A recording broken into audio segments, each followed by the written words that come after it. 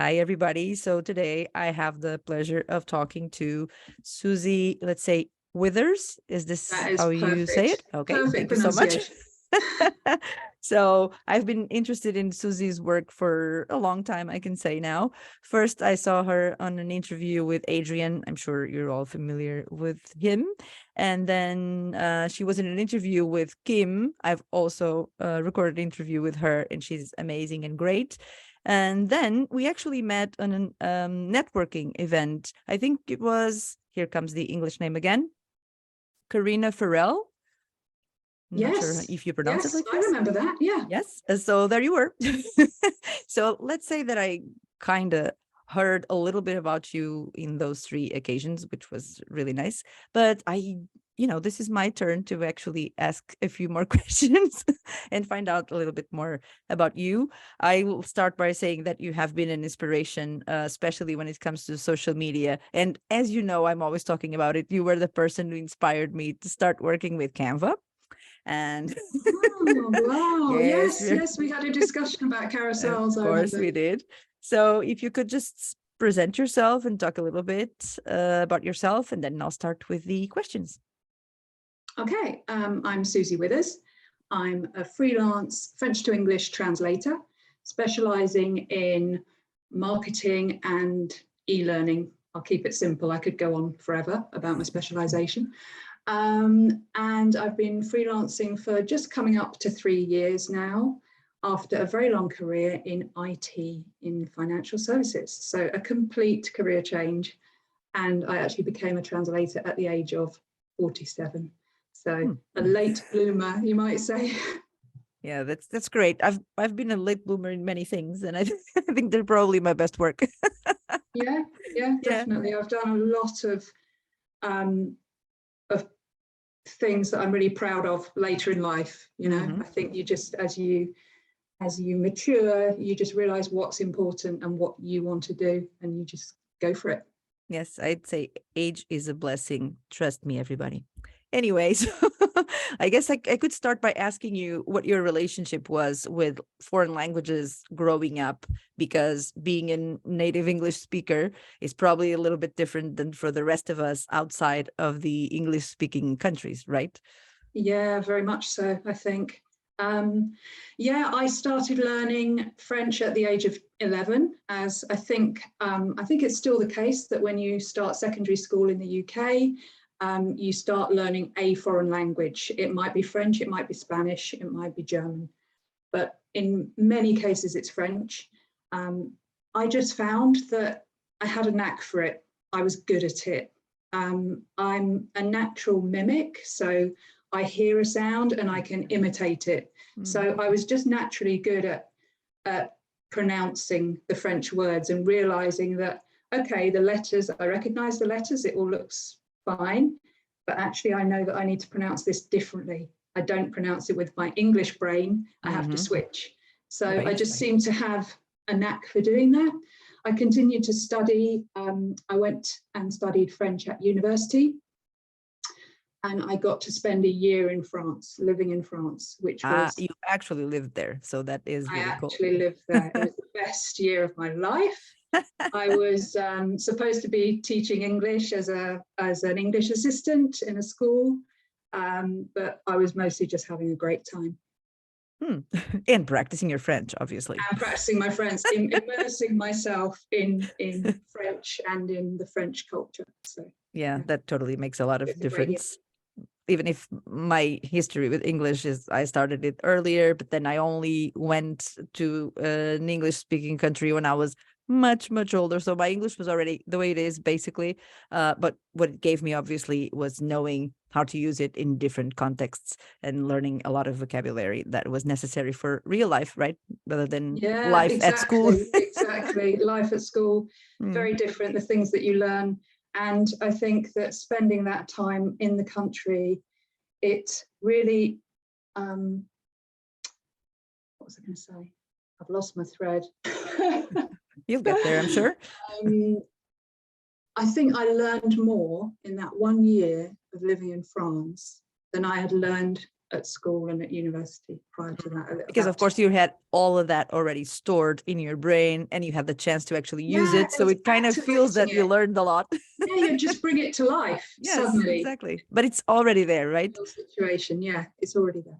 Because I was like puzzled when I was looking at your list of jobs that you've had, and I realized that you studied French. Your BA is in French. And I was a bit surprised because I was not expecting that, because I already knew you were translated from French into English. But I thought that the French thing came from other sources and that you didn't really go to school for that specifically. So I'm trying to understand how it happened that you actually did all your school thing and then decided to go to university for French, which is pretty unusual, probably being British, I think. Maybe I'm wrong.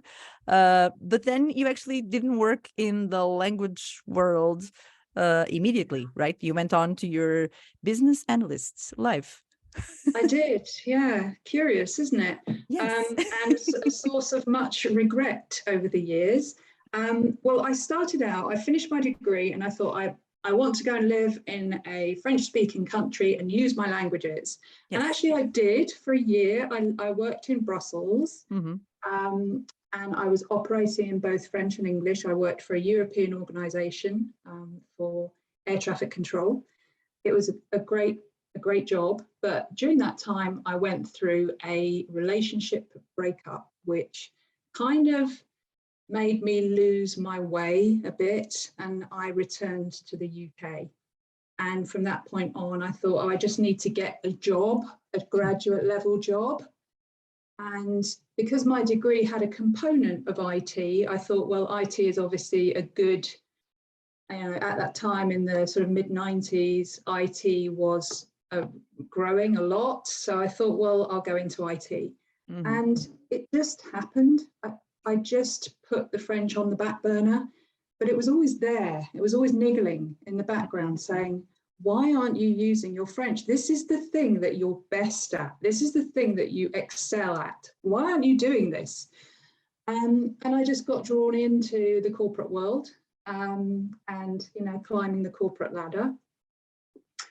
I thought about translation a lot. I thought about teaching and I thought about translation. I thought, I can't be a teacher. I can't possibly stand up in front of a group of teenagers who will make me cry and I'll have to run away. So I thought, well, would it be that dramatic? Yes, yeah, that was my impression, that they would just make me cry. I wouldn't be able to cope with it. So I thought, well, there's translation, but I've only got one language that I'm really good at, and that's French. I can't be a translator because you need to know lots of languages to be a translator. That was my perception. Of course. I know now that that's wrong. But certainly for in-house positions, which I felt more comfortable with, I thought, oh, I'm going to need to have more than one language. I'm never going to get to the same level with another language as I am with French. So I kind of talked myself out of it for a long time. With false excuses. With false excuses, as we often do, because I was scared. I was scared to do something different. And I didn't know. I didn't really know that you could. I thought, well, I can't be a freelancer. I can't possibly have my own business and find clients. There's no way would you? to do that. So yeah, I just created my own barriers and carried on my corporate way and thought, this is not fulfilling me. This is not a rewarding thing that I'm doing here. I'm just contributing to a financial services company. It's not making me feel good about myself. And it's not using some of the potential that I have. So yeah, it took me a long time, but I finally decided to do the diploma, the CIOL diploma in translation.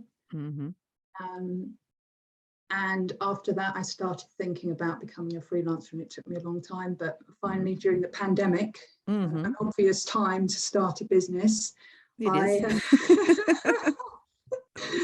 started my freelance journey. So what was your approach, given the fact that you were not involved in anything related to this language industry in any possible way? You had been a teacher, but that was long ago. And what happened? What was your train of thought to actually come to contact clients? Yeah, so I did my diploma. I joined Pros. Well, many years ago I joined Pros, but didn't really. I sort of looked in the forums, tried to work out how to approach things. But it was really when there was a Pros Facebook group that started a few years ago. I think it had been going for a while, but there was a new moderator who came along and kind of enlivened it a bit and made it a bit more interactive and engaging. So I joined this Facebook group before I became a freelancer, while I was still working. And I just hung out in the group, observed what people talked about, observed what they talked about in terms of rates, in terms of practices, in terms of agencies, processes. I just absorbed all of that information. I never posted anything for a long time in that group. I cannot even believe that. No, Since I see you as a great poster. But I guess I was in an environment where I didn't feel like I knew what was going on. So I had to learn. And that was kind of what I did when I went to France. At first, I spent the first few months just kind of taking it all in and observing and listening. And then when I felt confident, I started contributing, you know. So then I would, you know, it's a very supportive group. It was a private group, so it wasn't, you know, you weren't discussing things publicly. You could ask stupid questions, as it were. And I just absorbed a lot of information from there. And I thought, I think someone has shared, you know, a document saying 10 steps to becoming a freelance translator, or you know, getting started. You know, there were lots of tips about getting started. So off I went, and I really used Pros at the beginning because of the huge directory of agencies in there. Looking through, checking their reputation, checking what translators were saying about them, seeing if I thought they fit with me, you know, if I could help them with their mission, and just doing a lot of cold outreach. That was how I got my first clients. It was just emailing, speculative emails. I'm a translator, I'd like to help you out, blah, blah, blah. So you mean agencies, right? That was your first. Yeah, that was my first. And how did that go? It took a while to get going. It took a while to persuade an agency that someone with no experience could come in and translate. I mean, I have my diploma, and that it is an internationally recognized qualification. And it is a way to get in the door. I think if I hadn't had the diploma, it would have been harder.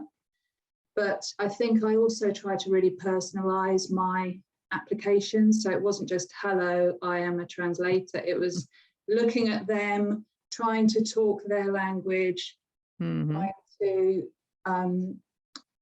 make them understand how what I could do would fit with the way they work. So did you use your background in, you know, your professional life in the corporate? You did.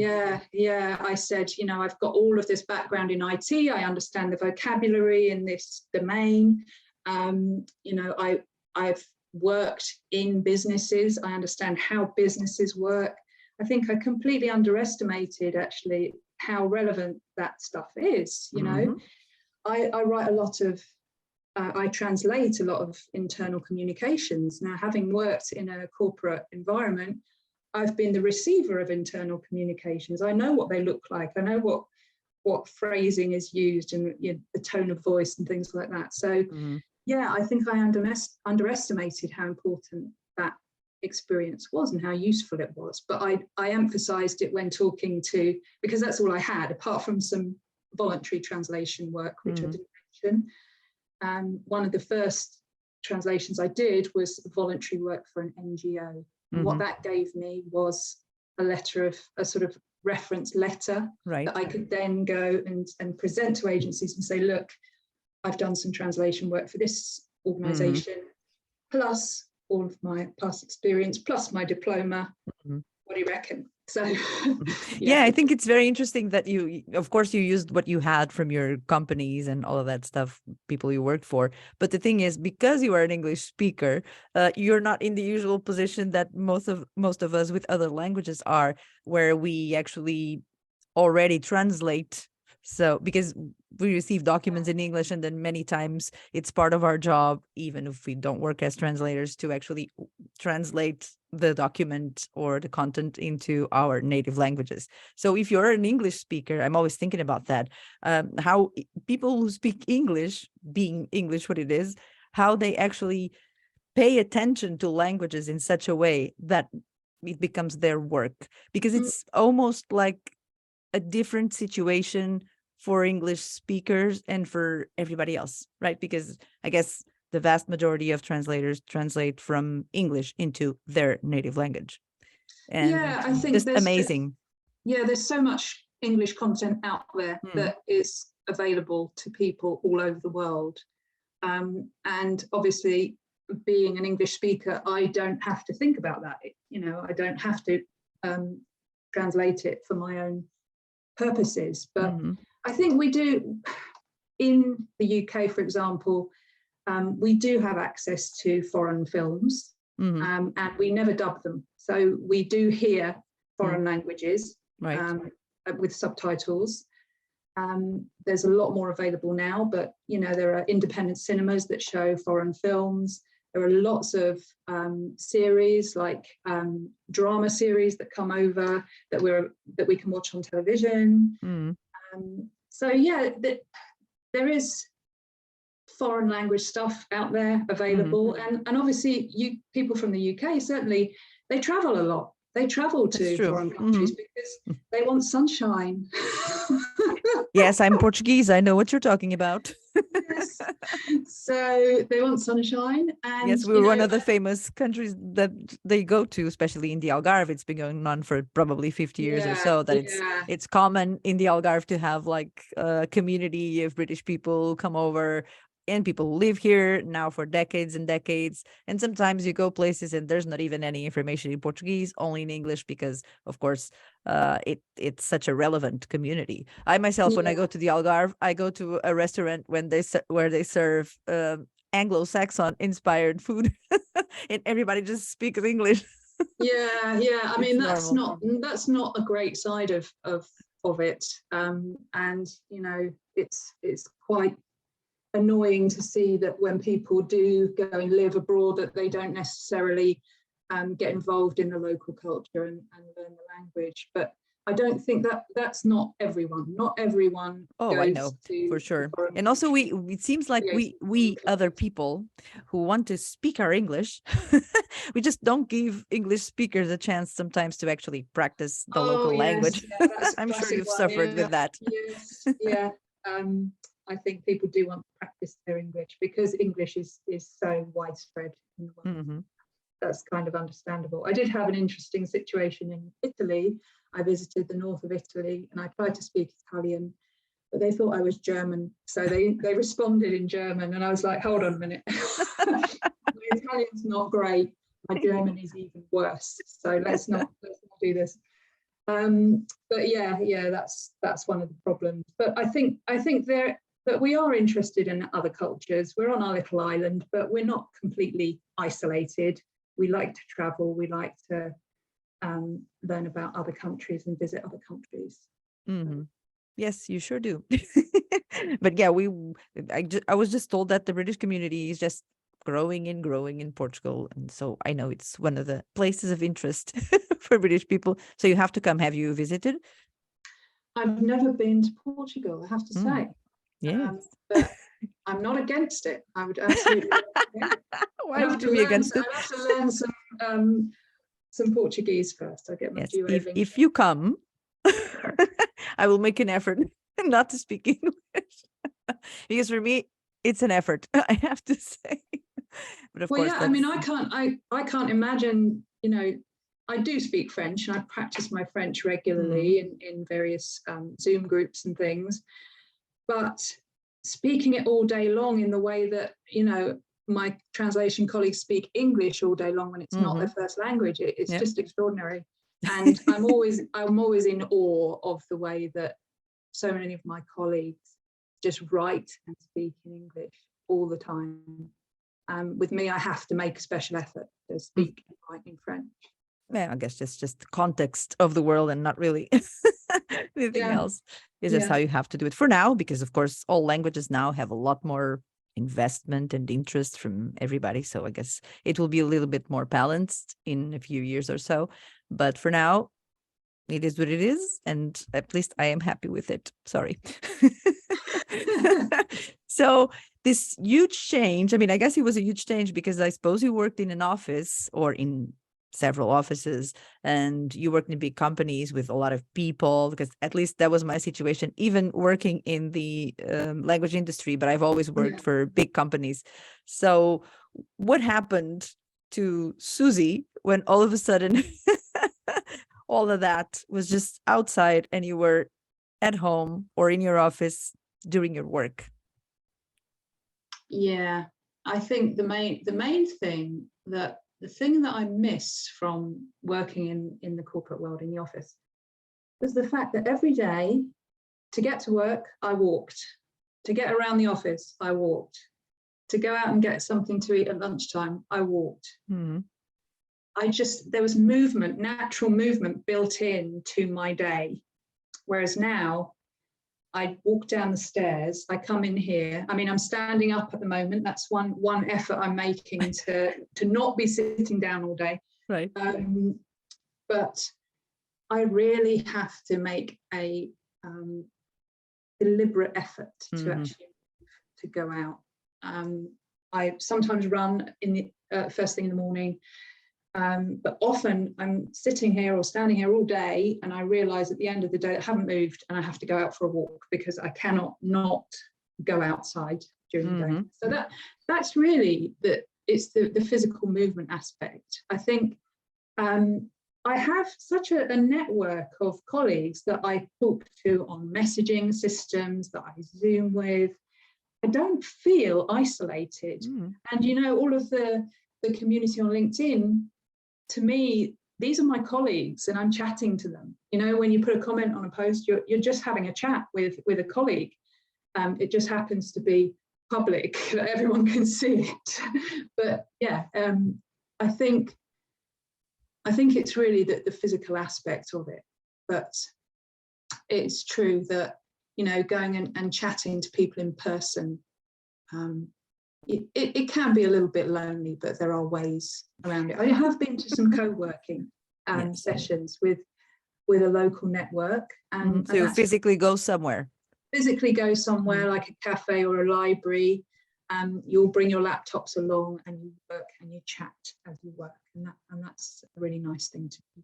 Yeah, what I did, I'm exactly the same. I mean, when I was still in the corporate world when I started working from home because I had a baby and all that stuff. So I never went back to the office after the whole pandemic situation. But I got to a point where I thought I was going to die for sitting at home the whole day and being in there in that space only. So I just decided to rent an office because I cannot bring myself to go to the gym or to run or any of those things. It just doesn't feel natural to me. I already know I'm not going. So that's what I did.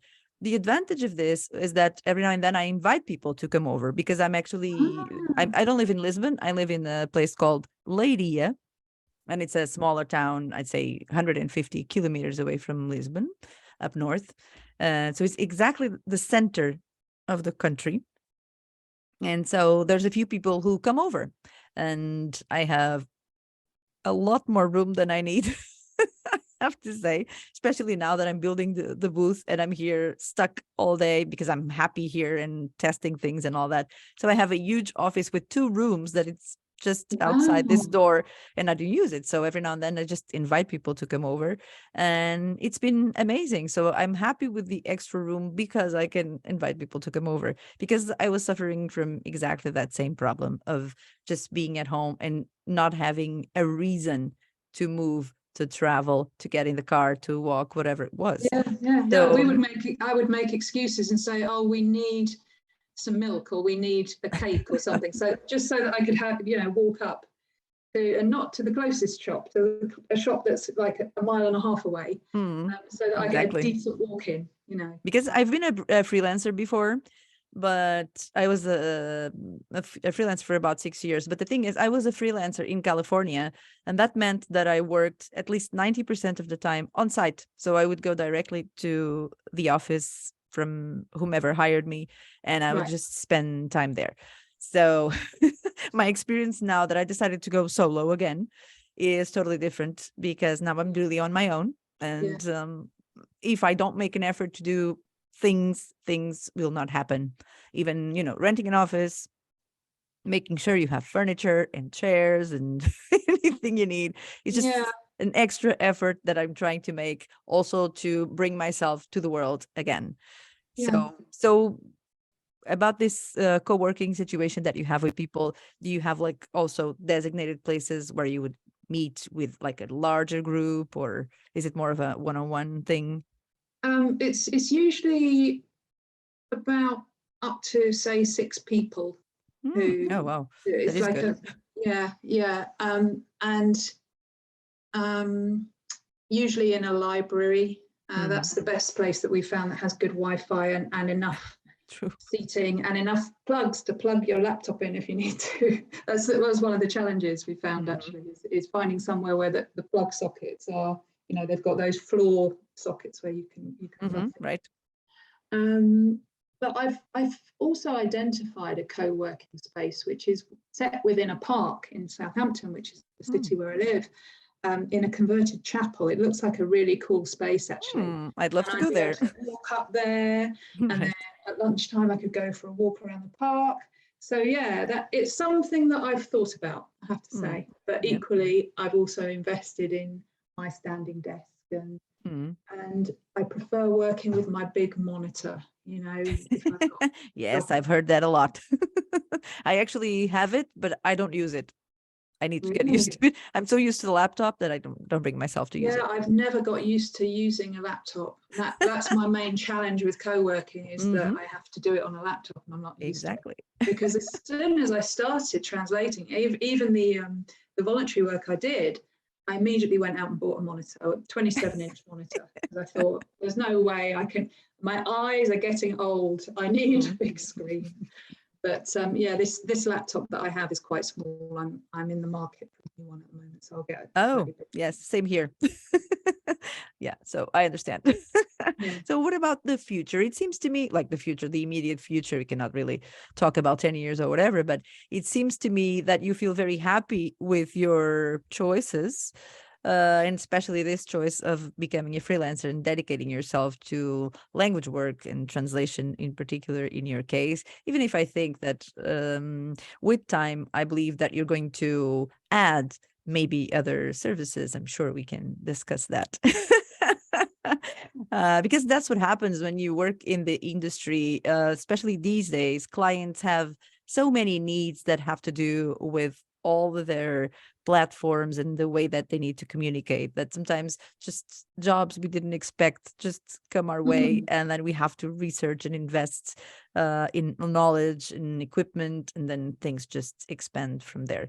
So since you are so happy with being a translator, and I guess a freelancer is part of it, so you don't have any plans to stop doing this anytime soon? No, I absolutely want to make this work. And I believe that freelance translation is definitely something I can see myself doing, even, into retirement, because, you don't have to accept all the jobs and keep going full time. It's something you could do part time eventually, and it's something I enjoy doing. So yes, I don't plan any further career changes. Talking about services, I already offer English copywriting and content writing services. So there's that. I've done a voiceover course. That's something that I'm potentially interested in, but I would need to then invest in all of the soundproofing or a suitable space to record in. And really just keep an open mind to what comes along. Yeah, I don't have a fixed idea, but I do want to carry on with translation. I really enjoy the process of translation. I don't think that I would want to have an agency, because that would move me away from actually translating.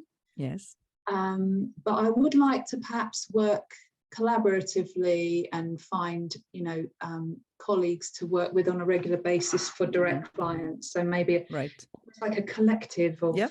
translators working together, supporting each other, revising each other's work, and covering when people are on holiday and things like that. Yeah. So, but yeah, translation, I love it, and I'd like to carry on with it. Maybe change my client base to balance it out with some more direct clients versus agencies. I have mostly agencies and some direct at the moment, so I'd like to balance that out.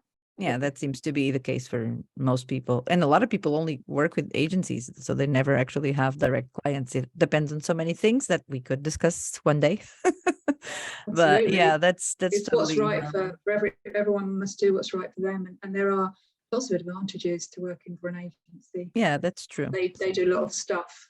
Yep. That means that you don't have to do that stuff, Yes, sometimes it's not acknowledged, everything that is entailed in actually managing a translation project. So yes, I'm sure I'm going to be talking about that soon. I'm sure. Because, that is one of my passions, to talk about what goes on in the language business from the business perspective. So I'm sure something will come up one of these days about that. So I'm really, really happy to have the chance to talk to you, because like I say, I have been stalking you now for some time. And so I usually read your posts and, try to interact, because you are amazing. You have amazing posts. Your aesthetics is very distinct.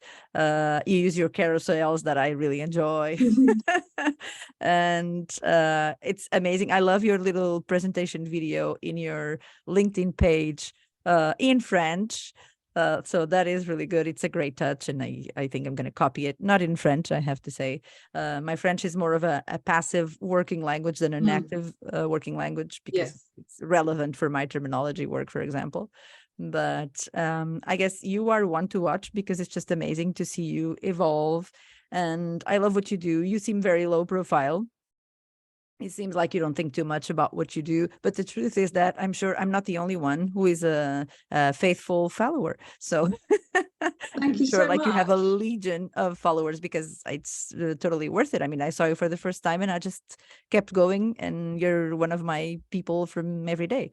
So congratulations. And I'm really happy to see that you're happy with your decisions, because that's very important in any business, and especially ours, where sometimes people feel a little bit like the world is being unfair to them. So I'm really happy that you're happy and calm, relaxed, and just going on with your work and having positive vibes and perspectives for the future.